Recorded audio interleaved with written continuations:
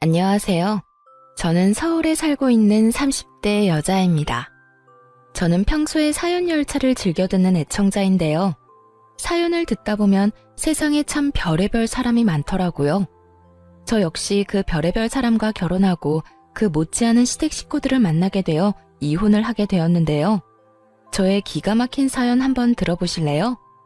저와 남편은 모임에서 만나 1년 연애를 하고 결혼까지 하게 되었어요. 결혼을 하기 전 결혼을 망설이게 된 일이 있었는데 그건 다름 아닌 시모 때문이었습니다. 본격적인 결혼 준비에 앞서 시모를 뵈러 간 적이 있었는데 그때 시모는 저의 직업과 더불어 친정 부모님의 재력까지 관심을 보이더라고요. 썩 기분이 좋진 않았어요. 궁금할 순 있다고 생각을 하면서도 그걸 물어보는 시모의 말투가 저의 기분을 꺼림칙하게 만들었죠. 그래, 우리 하진이는 프리랜서? 집에서 하는 일을 한다며? 그게 벌이가 되긴 하니? 이 엄마는 옛날 사람이라 집에서 일한다는 게 생소하구나. 네, 회사원 다니던 때보다 더 벌 때도 있고 덜 벌 때도 있고 그래요. 그래? 안정적이진 않다는 거구나. 혹시나 그러다 잘못되면 우리 아들 혼자 고생해야 하는 건 아니겠지? 엄마, 무슨 말을 그렇게 해? 하진이가 힘들면 내가 더 벌면 되고 내가 힘들면 하진이가 더 벌면 되는 거지. 누가 더 고생한다 이런 말이 어디 있어? 같이 서로 힘을 합쳐 사는 거지. 그렇긴 한데 아무리 그래도 같이 꾸준히 잘 벌면 더 좋은 건 사실이지 않니? 요즘엔 여자도 돈을 벌어야 하는 세상이야. 혼자 벌어서 그 생활이 감당이나 되겠니? 아, 그리고 부모님은 들어보니 벌어두신 걸로 생활하신다고 하던데 노후 자금까지 마련해둔 상태인 거지? 혹시나 나중에 너희한테 손 벌리거나 하진 않겠지? 아무래도 하진이가 외동딸이니 조금 걱정인 부분이 없지 않아 있구나. 제 직업과 벌이에 관해 물어볼 땐 충분히 궁금해하실 수 있다고 생각했습니다. 하지만 부모님의 재력이나 노후에 관해 물어오니 이건 좀 아니란 생각이 들더라고요. 하물며 시모 본인은 계속해서 남편에게 용돈을 받아 쓰고 있는 것을 뻔히 아는데 제 앞에서 저딴 말을 하니 어이가 없기도 했어요. 이런 제 마음을 남편이 눈치챘는지 서둘러 시모의 입을 막아버리더라고요. 엄마, 왜 계속 그런 걸 물어? 하진이 집 우리가 걱정할 필요도 없을 만큼 준비 탄탄하게 잘 해놓으셨어. 그러니까 그런 거 자꾸 묻지 말란 말이야. 내가 진짜 하진이 보기 부끄럽다고. 하진아, 엄마가 돌아가신 아빠 때문에 생활고에 시달린 경험이 있으셔서 그래. 생활이 힘들면 아무래도 가정부터 무너지니까. 그러니까 기분 나쁘게 생각하지 말아줘. 아니야. 기분 나쁘긴. 전 괜찮아요, 어머님. 그리고 부모님 노후 자금은 다 준비하신 걸로 알고 있어요. 그러니 그런 걱정은 안 하셔도 돼요. 제 일도 고정적으로 맡고 있는 일이 있어서 기본적으로 꾸준히 버는 돈도 있으니 그것도 걱정하지 마시고요. 말은 이렇게 했지만 꺼림칙한 기분을 지울 수가 없었는데 그놈의 사랑이 뭐인지 남편을 너무나도 사랑한 저는 이 적신호를 외면한 채 결혼까지 하게 된 것이었죠. 처음 2개월, 3개월까지는 참 좋았습니다. 이래서 결혼들을 하는구나 하는 마음이 들 정도로 행복했어요. 행복하면서 오는 안정감은 일도 더 잘 되게 만드는 것 같았고 하물며 시간을 따로 내 데이트를 할 필요도 없이 매일 밤 집에서 남편을 만나니 시간을 더 활용적으로 쓸 수 있는 기분마저 들더군요. 신혼 초엔 남편의 행동도 제 마음에 쏙 들었는데 남편은 집안일을 잘하며 여자일 남자일 나누지 않고 적극적으로 뭐든 나서 처리해주곤 했어요. 저 역시 그런 남편을 위해 일이 끝나고 나면 맛있는 음식을 준비하고 쾌적한 환경에서 남편을 맞이하고 노력했었죠.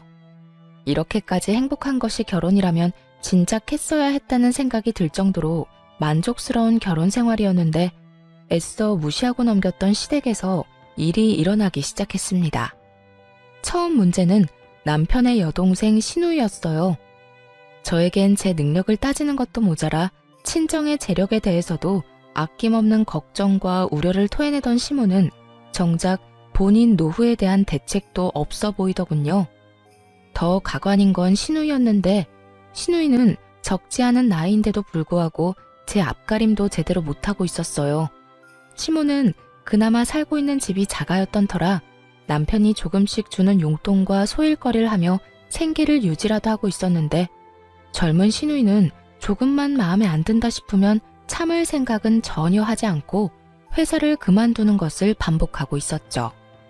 오빠, 나 회사 그만둬서 그러는데 용돈 좀 주면 안 돼? 너 또 그만뒀어? 입사한 지 얼마나 됐다고. 이번이 몇 번째야?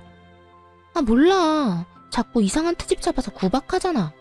요즘 세상에 갑질이 말이나 돼? 그럼 말도 안 되는 갑질 참으면서 회사 다니는 사람이 어딨어? 어쨌든 용돈 좀 줘. 나 돈 하나도 없단 말이야. 너 이번이 정말 마지막이야. 다음부턴 국물도 없어. 네, 오라버니 고맙습니다. 이렇듯 시누이는 야금야금 남편에게 용돈이란 명목으로 돈을 뜯어가기 일쑤였고 그 액수가 크지 않았던 터라 그저 지켜만 보고 있는 상황이었죠. 그런데 시누이는 남편에게 뜯어가던 돈으론 부족했는지 어느 날은 제가 혼자 있는 낮 시간에 집으로 찾아왔더라고요. 연락 한 통 하지 않고 말이죠. 아가씨, 갑자기 무슨 일이세요? 지금 회사에 있을 시간 아니에요? 회사 그만뒀어요. 조금 더 일찍 입사한 게 무슨 벼슬이라도 되는 줄 아는지 과장이 계속 잔소리하고 괴롭혀서 그냥 그만두고 나와버렸어요. 아, 그래요? 그러면 또 취업 자리 알아봐야 하겠네요. 그렇죠 뭐. 그렇지 않아도 이력서 냈는데 면접 보러 오라고 해서 가보려고요. 그래서 하는 말인데 언니, 나 용돈 좀 주면 안 돼요? 면접 보러 가려고 하는데 마땅히 입을 옷이 없어서요. 네? 용돈이요? 아가씨, 얼마 전에 오빠한테 용돈 받아갔잖아요. 그때도 오빠가 꽤 준 걸로 아는데 설마 그 돈을 다 썼어요? 아, 그거 얼마나 된다고 남아있겠어요. 이미 다 쓰고 없죠. 그러지 말고 용돈 좀 줘요. 저 진짜 이번 회사는 꼭 다니고 싶단 말이에요. 이번에 면접 붙으면 그만 안 두고 오래 다닐 자신도 있다고요.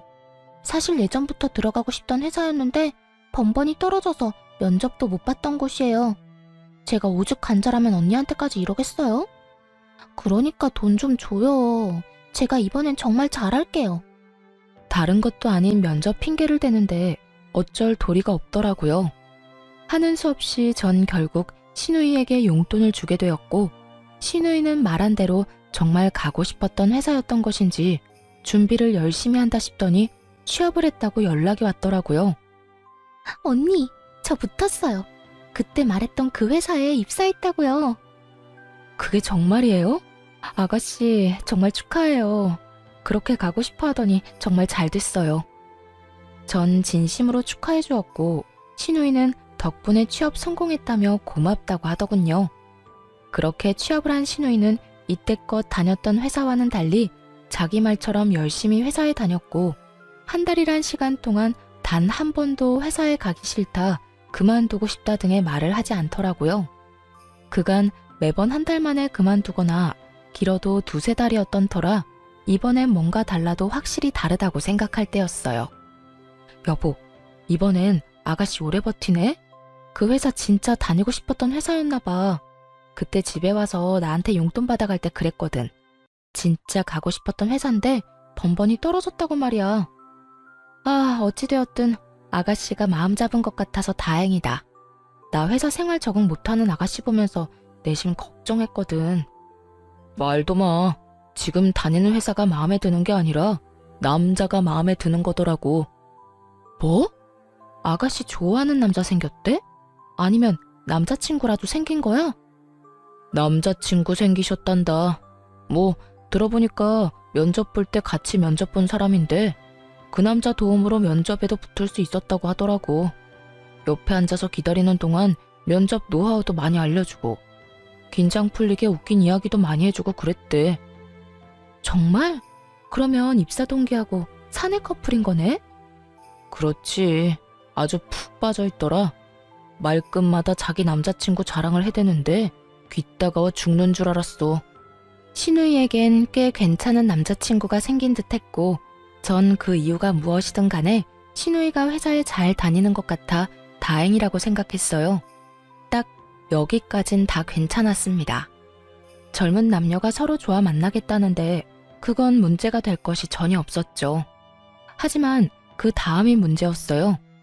그날은 시모가 집으로 불러 시댁으로 간 날이었는데 시모의 안색이 안 좋더라고요. 그래서 전 걱정스러운 마음에 시모에게 이유를 묻게 되었죠. 그런데 어머님, 아가씨가 연애하는 게 그렇게 걱정이세요? 아가씨 남자친구가 마음에 안 드세요? 안색이 너무 안 좋아요. 아니, 그런 게 아니야. 오히려 남자친구는 잘 만났더구나.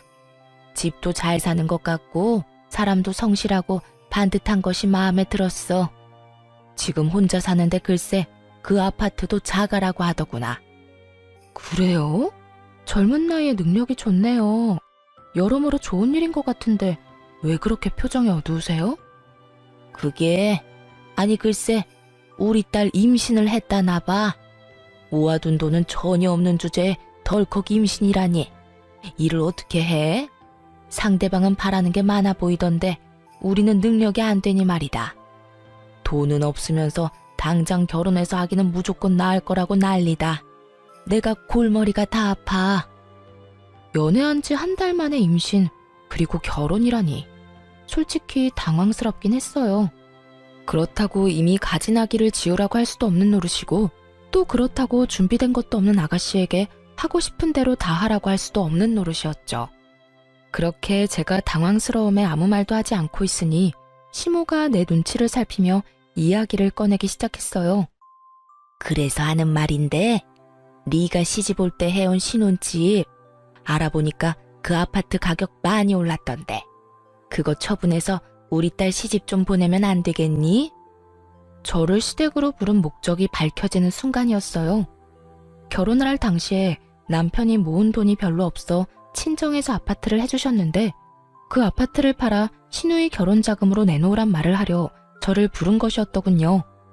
이런 정신나간 시모들이 있다고 하더니 제 시모가 이런 정신나간 말을 저에게 할 거라고는 상상도 못했습니다.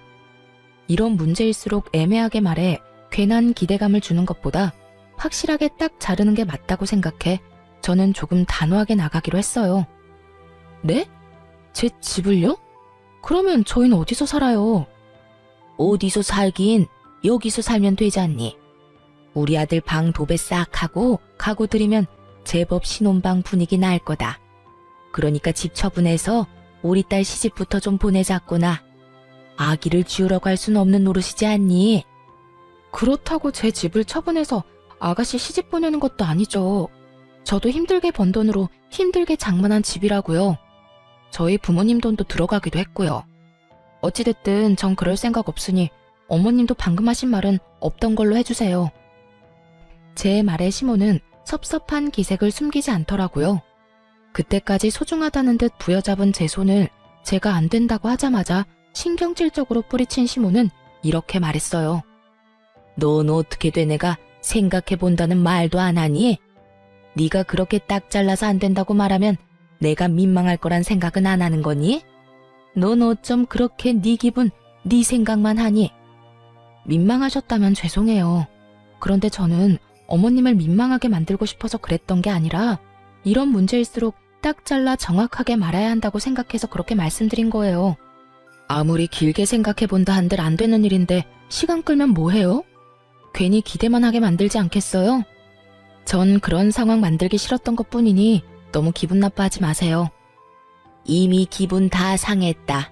네가 뭐 지금이라도 다시 생각해본다고 하면 내 기분이 좀 풀릴 것 같기도 한데 어떠니? 다시 생각해볼래? 누가 아니? 지금은 딱 잘라서 안 되는 일이지만 곰곰이 다시 생각해보면 가능성이 생길 수도 있는 일이지 않니? 그러니까 지금 딱 잘라 안 된다고 하지 말고 집에 가서 잘 생각해보려무나. 어머님, 100번을 생각해도 안 되는 건 안 되는 거예요. 제 힘으로 마련한 집도 아니고 부모님께서 해주신 집인데 그걸 팔아서 아가씨 시집 자금으로 보태는 건 말도 안 되죠. 너 아까부터 계속 말도 안 된다고 하는데 뭐가 그렇게 말도 안 되니? 너 이제 우리 가족 아니니? 가족이면 이럴 때 다 돕고 사는 게 당연한데 넌 왜 계속 말도 안 된다고 하는 건지 난 네가 이해가 안 되는구나. 도무지 말이 통할 것 같지 않았어요. 시모는 제가 어떤 말을 어떻게 하든지 간에 무조건 다시 생각해봐라. 가족끼리는 다 돕고 사는 거라는 대답만을 해댔고 짜증내고 때를 쓰는 시모를 달래는 것도 지쳐갔어요. 어머님, 죄송한데요. 전 어머님이 무슨 말을 어떻게 하시든지 간에 절대 제 집 팔 생각 없으니까 그런 줄 아시고 다신 이런 말 꺼내지 말아주세요. 저는 어머님이랑 더는 얼굴 붉히고 싶지 않아요. 이런 저의 말에도 시모는 끝까지 저를 붙잡고 무어라 말을 하려고 했지만 전 그런 시모를 뿌리치다시피 하고 시댁을 벗어났습니다. 진이 다 빠지는 기분이었어요. 적어도 2시간 정도 같은 말을 하며 시모와 실랑이를 하고 집에 돌아왔더니 정신적으로 너무 피곤하더라고요. 그렇게 몸도 마음도 고단해 아무것도 못하고 소파에 앉아 쉬고 있으니 퇴근한 남편이 집으로 들어오더라고요. 남편도 눈이 있다면 만신창이가 된 제 상태가 보일 텐데 남편 놈은 저를 보자마자 다짜고짜 또 시누이 이야기를 꺼내기 시작했어요. 오는 길에 엄마랑 통화했는데 당신 꼭 그렇게까지 말했어야 했어? 우리 엄마 엄청나게 섭섭해하더라. 어떻게 그렇게까지 딱 잘라서 말할 수가 있는 거냐고. 당신 다시 봤단 말까지 했다고. 나야말로 어머님 다시 봤어. 몇 번이나 좋게 이야기해도 결국은 이거야. 다시 생각해보면 내 말이 다 맞으니까 이 집 팔아서 돈 내놔라. 무슨 말이 통해야 좋은 말로 설명을 하지. 당신 같으면 어떻게 했을 건데? 몇 시간이 걸리든 계속 좋게 안 된다고 했을 거야? 나 오늘 2시간 넘게 이 집 이야기만 하다가 왔어. 내가 오죽했으면 다신 그런 말 꺼내지 말란 말까지 했겠냐고. 당신 심정 이해 안 되는 건 아니지만 그래도 좋게 말하지 그랬어. 아니, 그냥 이 집 처분해도 상관없잖아. 우리야 엄마 집에 들어가서 살면 되는 거고 집이야 부지런히 모아서 다시 장만하면 되는 거지. 어차피 당신도 친정에서 받아온 집이면서 뭐가 아깝다고 그렇게 안 판다고 우겨서 이 난리를 만들어. 이놈도 제정신은 아니구나 싶었어요. 저희 부모님께서 힘들게 번 돈으로 제가 조금이라도 편하게 살기 바라는 마음에서 장만해 주신 집을 팔아 시누이 시집 보내고 시집살이나 하라는데 어느 여자가 웃으면서 네 하겠어요? 그건 그 여자가 나사 하나 빠진 거 아닐까요? 다른 사람은 어떻게 생각할지 몰라도 제 생각은 확고했기에 남편의 말을 듣는 내내 남편의 정신 상태가 궁금해지더군요. 여보, 우리 부모님은 하늘에서 떨어진 돈으로 이 집 마련해 주신 것 같아?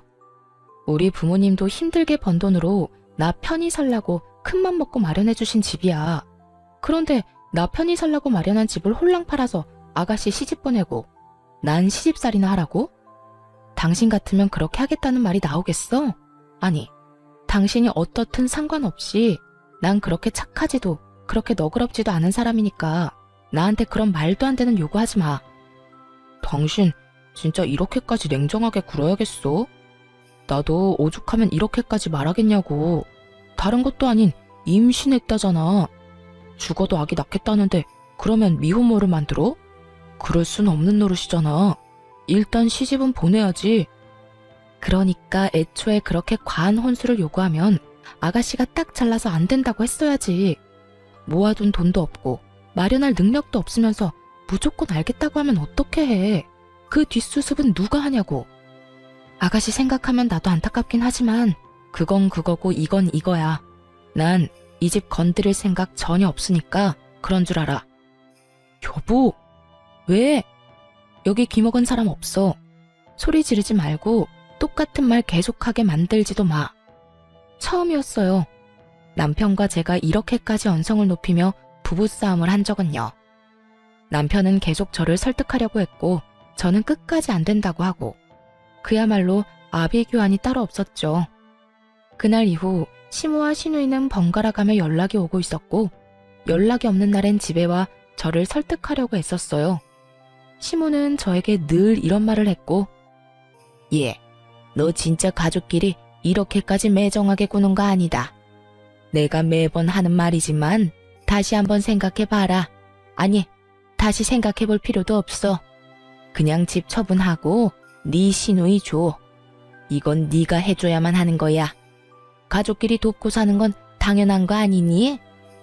너도 이제 우리 가족이고 능력이 되는 네가 해결해줘야 하는 건 당연하다는 이 이야기야. 신우이는 늘 이런 이야기를 했죠. 언니, 진짜 이럴 거예요? 그까짓 돈 얼마나 한다고? 임신해서 그렇지 않아도 힘든 저를 더 불안하게 만들어요?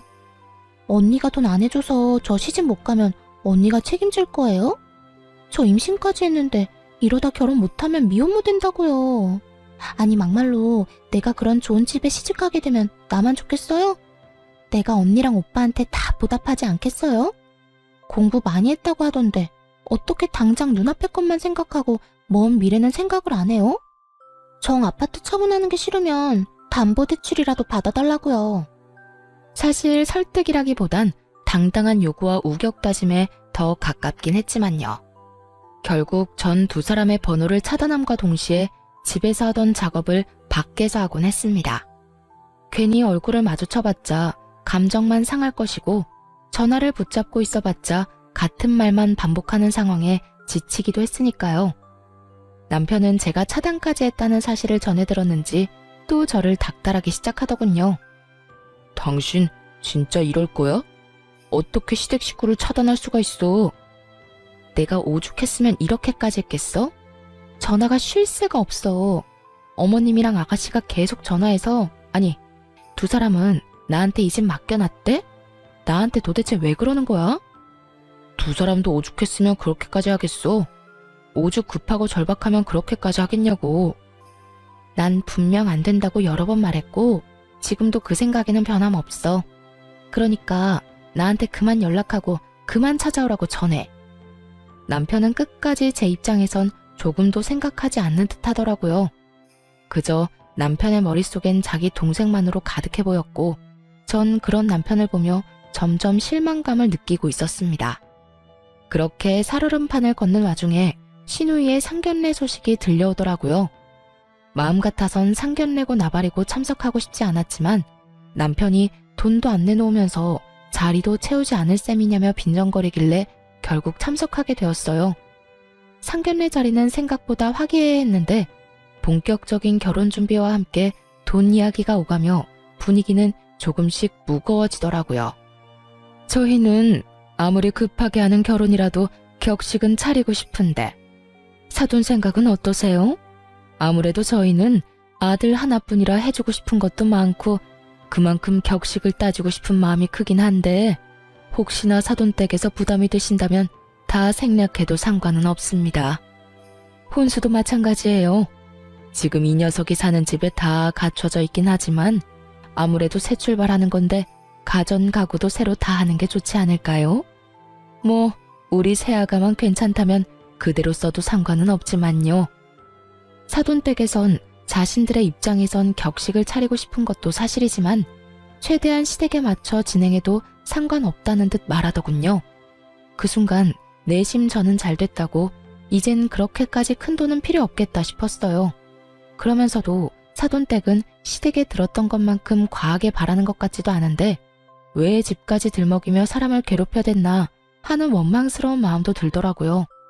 그렇게 이야기를 들으며 혼자만의 생각에 잠긴 사이 시모가 입을 떼더라고요. 아닙니다. 저희도 딸 하나 시집 보내는 건데 다 제대로 해서 결혼시키고 싶네요. 혼수도 이미 다 알아보고 있어요. 그러니 사돈께선 말씀하신 대로 격식 다 갖추고 애들 결혼시키면 될 것 같아요. 이때야 확실해졌어요. 애초에 시모와 시누이가 말하던 사돈 댁에서 바란 혼수 따윈 없었다는 것을요. 그저 시누이와 시모가 처음부터 밉보이고 싶지도 않고 있는 척을 하고 싶어 이때껏 돈을 내놓으라며 사람을 괴롭혔던 것이라는 것을 말이죠. 그 순간 화가 나기도 했지만 불안하더라고요.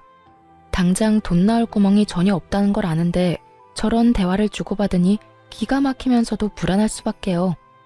그 뒤로도 이런저런 이야기가 오가긴 했지만 깊어지는 불안감 때문에 전혀 집중할 수가 없었고 정신을 차려보니 상견례는 끝이 났더라고요. 제 불안감과는 달리 결혼식은 생각보다 더 빨리 준비되어 가고 있었어요. 고가의 식장과 스튜디오, 드레스, 메이크업 예약을 했다는 이야기도 들리더라고요. 그럴수록 저는 더욱 불안해졌고 그 불안감은 현실이 되었습니다. 그날도 남편은 출근을 하고 저는 집에서 일을 하고 있는데 점심시간이 갓 지났을 무렵 출근한다고 나간 남편이 시모와 함께 집으로 들어오더라고요. 양손에 하나씩 큰 캐리어를 끌고서요. 여보, 이 시간에 집에 무슨 일이야? 어머님까지. 그런데 그 짐은 뭐예요? 보면 모르니? 내 짐이다. 제 물음에 시모는 당당하게 대답했고 그제야 상황 파악이 된 제가 남편을 노려봤어요. 남편도 제 살결인 눈빛을 읽었는지 상황을 장황하게 설명하기 시작하더군요. 여보, 그게 말이야. 당신은 이 집 팔 생각 전혀 없다고 그러고 임신한 여동생은 시집 보내야 하겠고 그러니 어쩌겠어. 우리가 돈 나올 때라곤 엄마 집뿐이니 엄마 집 처분하고 우리랑 같이 살기로 했어. 엄마가 큰맘 먹고 집도 처분하고 우리랑 같이 사는 불편함도 감수하기로 했으니까 당신도 이 집 지킨 대신 엄마 좀 모시고 살아야겠어. 사건의 전말은 이러했어요. 제가 도저히 집을 팔 기미가 보이지 않자 시모의 집을 팔아 시누이의 결혼 자금을 쓰고 있었던 것이었어요. 상견례 전 저에게 이런 계획을 털어놨다간 제가 상견례 자리에서 가만히 있지 않을 테니 저에겐 비밀로 하고 있다가 상견례가 끝나자마자 집으로 밀고 들어왔던 것입니다. 여기까지도 머리뚜껑이 열리기 직전인데 시모는 당연하다는 듯 안방을 가리키며 이렇게 말하더라고요. 뭘 그렇게 길게 설명하고 있어? 시어미가 같이 살자고 하면 그냥 네 하고 살면 되는 거지. 난 어느 방 쓰면 되니? 아무래도 내가 안방 쓰는 게 너희도 마음이 편하겠지? 여기가 안방이었나? 시모는 안방으로 발길을 옮기고 있었고 저는 그런 시모의 앞으로 막아서고 남편에게 따져 물었어요. 아무리 상황이 그렇다고 한들 이건 아니지. 이렇게 무례한 행동이 어딨어? 한마디 상의도 없이 이런 일 벌인 거 난 도무지 납득할 수도 없고 이 상황을 그냥 받아들일 생각 역시 전혀 없어. 두 사람은 이런 상황은 전혀 예상하지도 못했다는 듯 저를 보며 눈만 끔뻑이고 있더라고요. 그랬겠죠. 두 사람 생각엔 일단 짐을 챙겨 들어오기만 하면 제가 하는 수 없이 시모를 모시고 살 거라고 생각했겠죠. 하지만 전 그리 쉽게 당해줄 사람이 아니었고 상황이 어떻게 됐든 이런 식은 용납할 수 없었습니다. 그냥 받아들이지 않으면 네가 어떻게 할 거니? 나를 내쫓기라도 하겠다는 거야? 이제 집도 팔아버리고 집도 없는 시어머니를? 네, 전 그렇게 할 거예요. 어머님, 저는 어머님 모실 생각 없어요. 그러니까 무례한 행동 그만하시고 당장 나가주세요. 저는 단호하게 대답했고 이런 저를 보며 남편이 노발대발 화를 내고 모진 말들을 쏟아내기 시작하더군요. 너 이렇게까지 이기적이었어?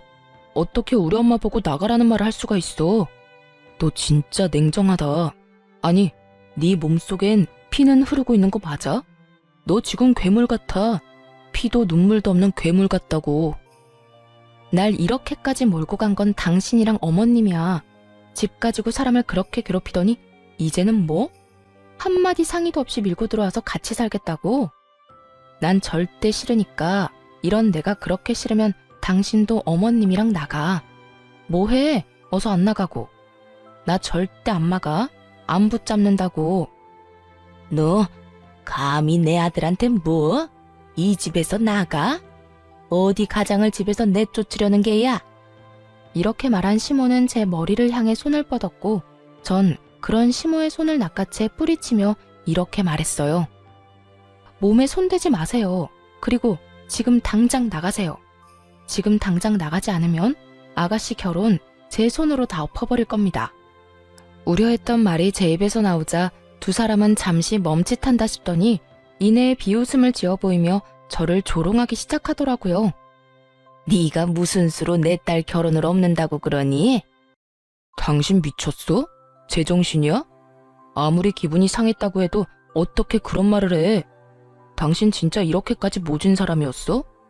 내가 진짜 내 동생 결혼만 아니면 당신 같은 여자랑은 그만 살고 싶은 심정이다. 제가 하고 싶은 말을 남편놈이 먼저 하고 앉았더군요. 저야말로 당장 내쫓아버리고 이혼하고 싶은 마음이 굴뚝이었으니까요.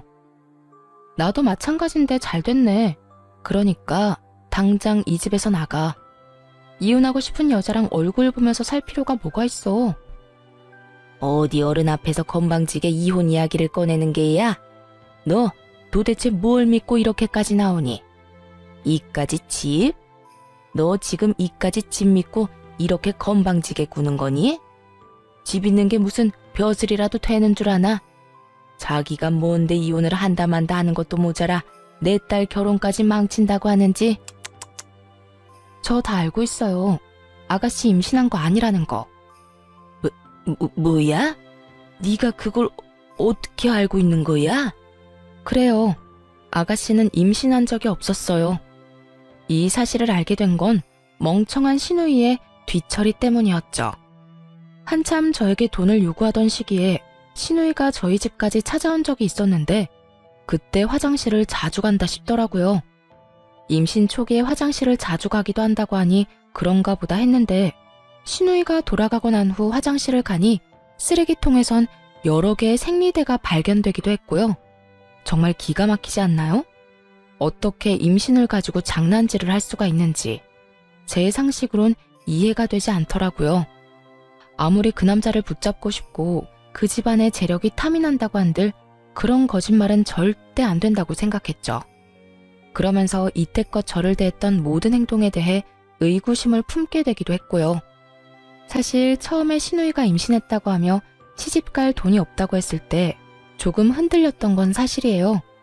아파트 처분까진 아니더라도 그동안 제가 모았던 돈 정도는 보태주려고 했었어요.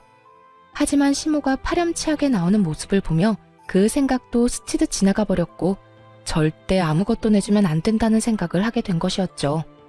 어찌됐든 이렇게 전 아가씨가 가짜 임신으로 결혼까지 하려는 것을 알았고 시모 역시 한 집에 사는데 이 모든 사실을 모를 일 없다고 생각했던 것이었죠. 제 예상대로 시모는 모든 사실을 다 알고 있었고 멍청한 제 남편은 전혀 아무것도 모르는 눈치더군요. 뭐라고? 임신한 게 아니었단 말이야? 왜 그런 거짓말을 했대? 그러다 들키면 어쩌려고? 우리만 입 다물면 들킬 리도 없어. 들어보니 그 집 재산이 장난이 아니라고 하더라. 그런 집 외동아들이 네 동생한테 푹 빠져 있다는데 기회 왔을 때 잡아야 할 거 아니니? 일단 결혼부터 시키고 적당한 때에 유산했다고 하면 돼. 진짜 임신하게 되면 더 좋고. 하여튼 그래서 결혼 서두른 거니까 너도 조용하고 있어. 억소리가 날 만큼 놀라운 말이었어요. 딸 자식이 그딴 짓을 저지르고 있다고 하면 부모가 나서 말리고 혼내는 게 정상 아닌가요? 시모는 그런 시누이를 말리기는커녕 앞장서서 시누이를 돕고 있더군요. 남편 역시 같은 핏줄은 확실하더라고요. 시모의 말에 말릴 생각은 하지도 않고 앞으로 호강할 일만 남았다며 시누이를 부러워하고 있더군요. 어쩐지 이상하다 싶었어. 그런데 그렇게 잘 산대? 이야, 내 동생 이제 떵떵거리면서 살겠네. 부럽다 부러워. 부러울 거 뭐 있어? 네 동생 잘 되면 너도 잘 될 텐데. 그런가? 내가 여동생 덕을 다 보게 생겼네. 이럴 줄 알았으면 용돈 달라고 할 때 더 넉넉하게 챙겨줄 걸 그랬어. 두 사람은 제가 있다는 사실도 잊은 것인지 시누이 덕을 볼 생각이 신나서 주저리 모든 사실을 읊어대고 있었고 전 그런 두 사람이 너무나도 한심했습니다. 그러면서도 남편에 대한 정이 떨어지는 것은 물론이고 조금 남아있던 미련마저 사라지며 머릿속에 남은 것은 이혼뿐인 상황이 되었죠. 어때? 이제 우리 엄마 모실 마음이 좀 생겼어? 지금이라도 우리 엄마한테 버릇없이 군 거 빌면 내가 너 그런 마음으로 당신 용서해 줄게. 용서? 그딴 용서 필요 없으니까 제발 이 집에서 좀 나가줄래? 난 이제 당신이랑 살 생각 전혀 없어. 그러니까 당신 엄마는 당신이 모셔. 괜히 나까지 싸잡아서 고생시킬 생각하지 말고. 당신 방금 우리 말 못 들었어? 이제 곧 내 여동생이 우리 호강시켜 줄 거라고. 그런데도 나하고 우리 엄마 내쫓겠다고? 호강 같은 소리 한다. 어떻게 된 인간이 동생이 그런 일이 벌이고 있다고 하면 말릴 생각을 해야지 더 부추기고 있어? 진짜 정 떨어진다. 정 떨어져? 당신 지금 그 말 나한테 하는 말이야? 그래, 당신하고 당신 가족한테 하는 말이야. 사랑하는 남자한테 임신했다고 속이고 결혼하려는 아가씨나 그런 사실 알고도 딸 혼내기는커녕 집까지 처분해서 도와주는 어머님이나 호강 타령이나 하는 당신이나 세 사람 전부 다 치가 떨리게 정 떨어져. 난 네가 말하는 그딴 호강은 바란 적도 없고 앞으로도 필요 없으니까 당장 이 집에서 나가. 이렇게까지 나가라고 했으면 자존심이 상해서 나가는 것이 정상일 텐데 도무지 두 사람은 움직일 생각도 제 말을 들어먹을 생각도 하지 않더라고요. 오히려 화를 내는 저를 보면 그러다 정말 후회한다는 둥, 지금이라도 늦지 않았다는 둥 헛소리만 하며 비아냥거릴 뿐이었어요. 전 더는 두 사람의 그림자도 보기 싫은 상태였고 혹시 몰라 상견례 때 받아뒀던 신우이의 예비 신랑의 명함을 보여주며 이렇게 말했어요. 나 지금 농담하는 거 아니야. 지금 당장 나가지 않으면 나 이 명함에 적힌 번호로 전화해서 아가씨 가짜 임신이니까 지금 당장 산부인과 같이 가보라고 할 거야. 그게 뭔데? 이찬훈? 이찬훈이면 내 동생이랑 결혼할 남자 아니야? 네가 이 사람 명함을 왜 가지고 있어? 상견례 때 주길래 받아뒀어. 지금 그게 중요해? 더 중요한 게 있을 텐데. 정말 네 동생 결혼 다 엎어버리기 전에 당장 나가라고. 잠시만. 당신 정말 왜 이래? 지금 우리가 여기서 나가면 어디로 가? 오갈 데도 없단 말이야. 그것까지 내가 해결해줘야 해? 이혼할 마당에 그런 것까지 내가 신경 써줘야 하냐고. 신경 써달라는 게 아니라 며칠 시간을 좀 달라는 말이지. 아니, 이혼할 때까지는 여기서 좀 지내면 안 될까? 당신이 원하는 대로 이혼할 건데 조금만 지낼게. 느끼셨나요? 남편이나 시모나 대화가 통하지 않는 것은 매 한 가지였어요. 아니, 통하지 않는 것을 넘어 아예 되지 않는 수준이었죠. 저는 도저히 안 되겠다는 생각에 두 사람이 보는 앞에서 명함에 적힌 번호를 누르기 시작했고 그런 제 모습을 보던 남편과 시모가 화들짝 놀라며 짐을 챙기기 시작하더라고요. 지금 나가. 지금 나간다고. 그러니까 전화하지 마. 당신이 전화하면 진짜 큰일 난다고. 그래 얘. 나 짐 다 챙겼다. 이제 나갈 거야. 그러니 전화하지 말거라. 앞으로 여기 찾아오지도 않을 테니 절대 전화하지 마라. 아연실색한 두 사람은 서둘러 집을 떠나버렸고 전 잔뜩 겁에 질린 채 도망가는 두 사람의 모습을 보며 깊은 한숨을 내쉬었어요. 그날 이후 이혼 준비에 박차를 가했어요. 저를 괴롭혔던 남편은 물론이고 시모 시누이에게까지 위자료를 받을 수 있었죠. 금액이 많진 않았지만 속이 다 후련하더군요. 거기에다 전 제가 결혼을 하며 쓴 모든 비용을 청구해 그것마저 6개월이란 시간 동안 대부분 돌려받을 수 있었습니다. 제가 이혼을 하고 난 후 전 시누이에게 연락이 왔더라고요. 들리는 소문으로 결혼 한 달 만에 이혼 취소를 당했다고 하던데 그 소문이 맞더라고요. 이렇게 전화까지 한 걸 보면요. 야, 네가 다 말했지? 나 가짜 임신이었던 거 네가 다 말했잖아. 너 다 알고 있었다며. 네가 내 남편한테 전화해서 산부인과 가보라는 거 아니냐고. 야, 마누라가 임신했는데 남편이 병원 같이 가고 싶어 하는 건 당연한 거 아니니? 어디 애먼 사람한테 전화까지 해서 화풀이야. 그전까진 병원 가보자는 말도 안 했단 말이야. 왜 갑자기 병원에 가자고 하냐고. 그걸 나한테 물으면 어떻게 해? 네 남편한테 물어봐. 당사자 두고 왜 나한테 이 난리야? 이혼하자고 저 난리를 부리는데 어떻게 그딴 걸 물어봐? 진짜 머리는 장식용이야 뭐야? 너야말로 대가리가 장식용이겠지. 야, 네가 이혼을 하든 재혼을 하든 난 다 상관없고 관심도 없거든. 그러니까 나한테 이딴 식으로 책임 떠넘김을 생각하지 말고 이럴 시간에 반성이나 해. 애초에 이런 일이 벌어진 것도 네가 다 임신했다는 거짓말 때문에 일어난 일이니까. 알겠어? 누가 누구한테 책임을 묻는 건지 정말 벌을 받고도 깨달은 바가 전혀 없는 인간이라 생각했네요. 혹시나 궁금해하실까봐 드리는 말씀인데 전 정말로 아무 말도 하지 않았어요. 처음엔 연락해 말해줄까 싶기도 했지만 그렇게까지 깊게 관여하고 싶지 않아 명함을 벌어버렸습니다. 제 일처리에도 힘이 벅찬 상태라 남 생각할 여유가 되지 않기도 했고요. 어쨌든 전 시누이는 이혼이 아닌 혼인 취소가 되었다고 들었고 그 뒤에 경악스러운 일이 회사에 소문이 나며 그토록 어렵게 입사하게 된 회사도 그만뒀다고 하더군요. 여러 위자료와 결혼을 한다고 집까지 팔아 써댔던 모든 돈을 허공에 날린 꼴이 되어버린 것이었죠. 그렇게 빚쟁이가 되어버린 세 사람은 작은 집에서 옹기종기 모여 산다는 이야기를 들을 수가 있었네요. 이렇게 그 악연도 끝날 거라 생각했는데 아니더라고요. 전 남편이 집으로 찾아왔으니까요. 찾아와서 다시 받아달라고 매달렸냐고요? 아니요. 돈을 빌려달라 매달리더군요. 여보, 잘 지냈어? 의미 없는 질문하지 말고 할 말이나 해. 피차 얼굴 봐서 반가운 사이도 아니잖아? 그래, 당신 말이 맞아. 우선 예전 일은 미안했어. 내가 잠시 정신이 나갔었나 봐.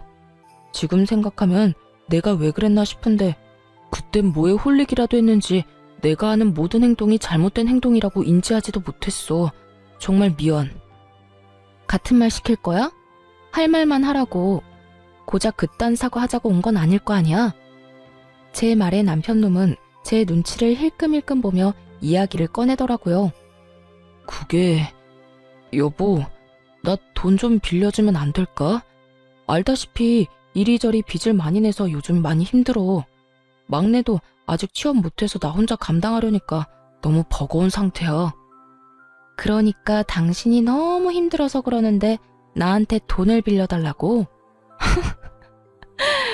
다른 사람도 아닌 나한테? 죽을 만큼 힘드니까 당신밖에 생각이 안 나더라고. 그리고 우리한테 받은 위자료도 있으니까 여유도 있을 거 아니야. 조금만 빌려주면 안 될까? 구구절절 사연팔이를 하는 전 남편을 앞에 두고 얼마나 웃었나 모릅니다. 이혼할 때 위자료로 준 돈을 빌려달라니 너무 기막히고 웃긴 발상 아닌가요? 어떤 생각을 가지고 사는지 결혼 생활 내내 궁금했는데 역시 여전히 생각을 알 수도 이해하고 싶지도 않은 사람이더군요. 위자료로 준 돈을 빌려달라? 당신 진짜 예나 지금이나 웃긴다. 그게 가능할 거라 생각해? 내가 당신 뭘 믿고 돈 거래를 해? 그래도 우리 결혼까지 했던 사이인데 그 정도 신뢰는 있잖아. 내가 정말 힘들어서 그래. 신뢰? 너랑 내 사이에 신뢰가 있었으면 우리가 이혼까지 했겠어? 난 당신한테 빌려줄 돈 없으니까 다신 찾아오지 마. 다시 찾아오기만 해봐. 진짜 가만히 안 둘 테니까. 여전히 대화가 되지 않는 전 남편은 또다시 떼를 쓰며 매달리기 시작했어요. 많이 보던 행동이 시작되는 순간 더 말해봤자 입만 아플 거라는 걸 직감으로 깨달은 저는 바로 휴대전화를 꺼내 112를 눌렀죠. 당신 지금 경찰에 신고하려는 거야? 지금 가. 지금 간다고. 더럽게 치사해서 당신한테 돈 안 빌려. 잘 먹고 잘 살아라. 어쩌면 그렇게도 변한 것이 없는지 남의 인생도 빌어먹으며 살겠다 싶었네요. 그 후로 전 괜한 시간 낭비를 하고 싶지 않아 이사를 해버렸어요. 친정 부모님께서는 같이 살길 원하셨지만 그러고 싶지 않아 적당한 곳을 얻어 혼자 지내고 있어요. 전 여전히 일도 하고 사람들을 만나며 잘 지내고 있어요. 친구와 만나 수다를 떨기도 하고 여행을 가기도 하고요. 가끔 좋은 사람이 나타나면 연애도 하곤 했지만 깊은 관계로 이어진 사람은 없었네요. 지금은 혼자 지내고 있으며 한동안은 연애 생각이 없어요. 깊은 연애로 이어지지 못한 이유가 제가 아직 마음의 준비가 되지 않은 것 같아 한동안은 연애를 하지 않을 생각입니다. 아무리 좋은 사람이 나타나도 제 마음이 준비되지 않았다면 다 소용없는 짓이라는 걸 깨달았거든요. 상대방에게도 할 짓이 못 되고요.